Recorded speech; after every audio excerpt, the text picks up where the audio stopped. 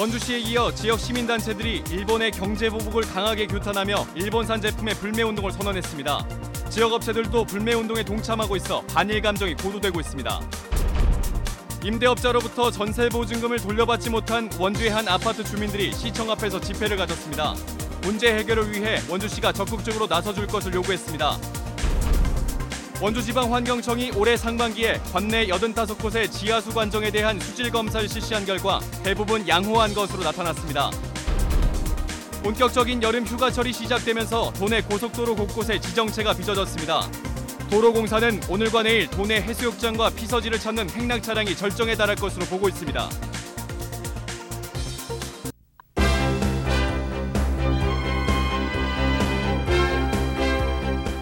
안녕하십니까. 뉴스데스크 원주입니다.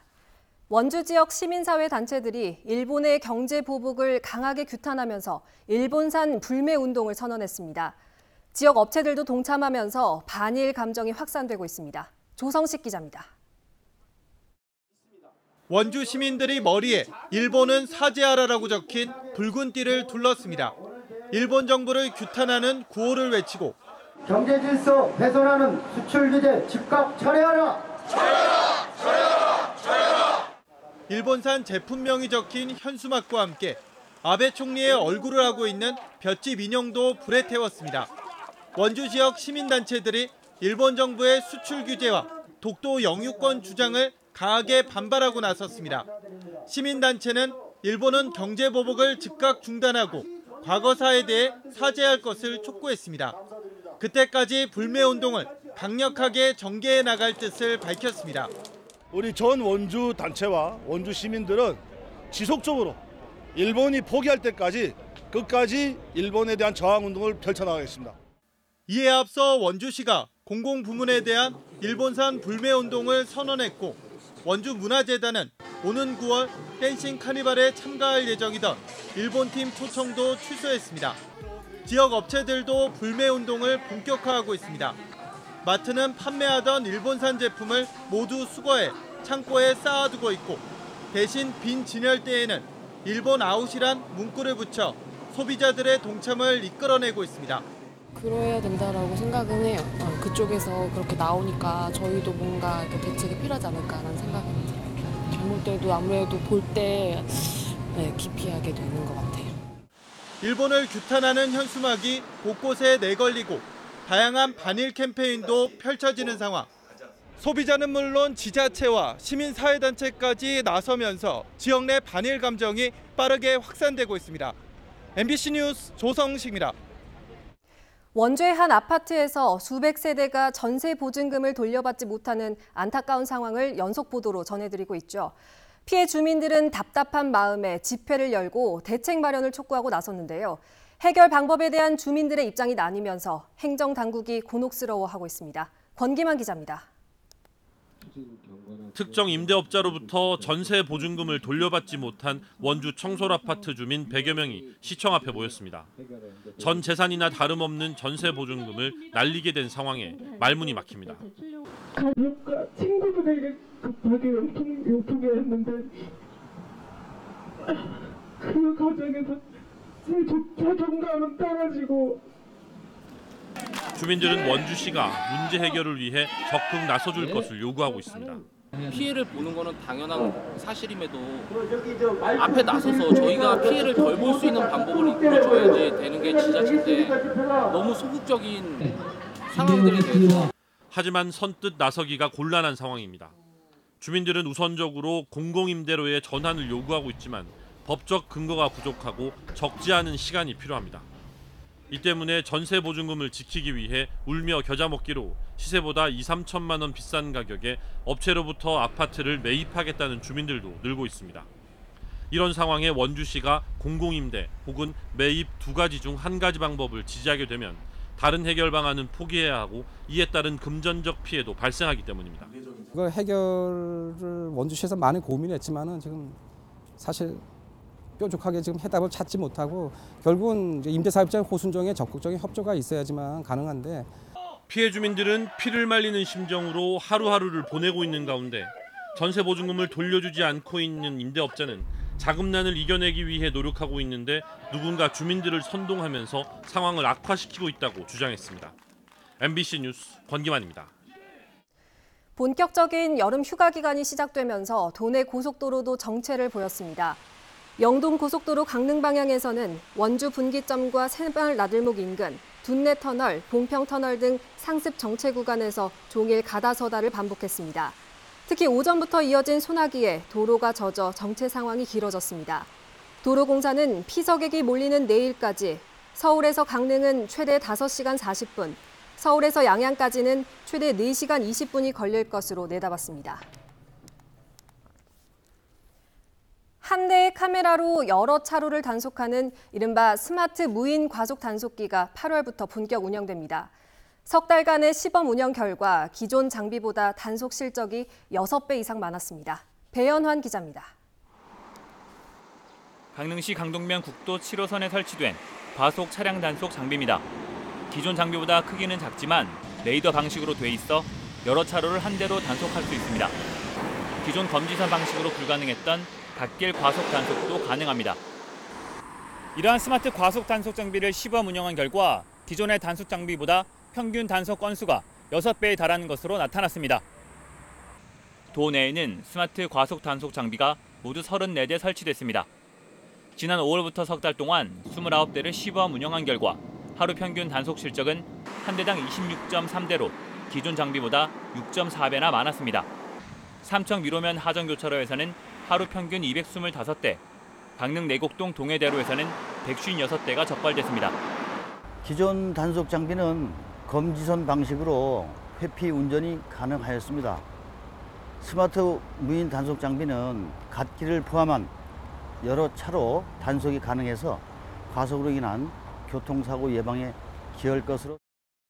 강원지방경찰청은 시범 운영을 마친 29대의 스마트 무인 과속 단속 장비는 8월부터 정상 운영하고 앞으로 확대 설치할 계획입니다.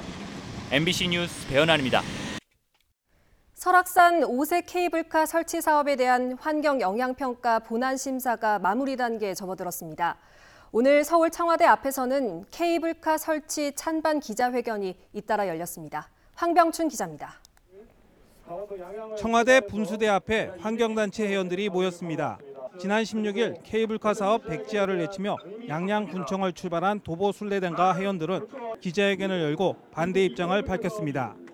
이들은 거짓과 부실투성이인 환경영향평가서 심사를 부동의하고 설악산 케이블카 고시를 취소할 것을 촉구했습니다. 설악산이 온전히 보존되고 산양 형제와 더불어 사는 새로운 세상을 열고 있습니다. 반면 양양 지역 군민들과 사회단체들은 3만 양양 군민들의 20년 넘는 수건 사업을 반드시 성사시켜 줄 것을 호소했습니다. 친환경적인 케이블카를 만들겠다고 약속했습니다. 인간과 자연의 조화를 이루는 지속 가능한 발전의 상징이 되는 친환경 설악산 5세 케이블카를 우리 양양군이 만들겠다고 약속드립니다. 설악산 5세 케이블카 찬반 단체들이 각자의 주장을 한자리에서 펼쳤지만 전혀 마찰은 발생하지 않았습니다. 원주지방환경청의 환경영향평가서 본안 심사는 막바지 단계에 있습니다. 앞으로 현지 조사를 포함한 3차례 환경영향 갈등 조정 협의회는 오는 16일에 끝납니다. 8월 안에는 동의냐 부동의냐, 재보완 요구냐 결론이 날 전망입니다. MBC 뉴스 황병철입니다.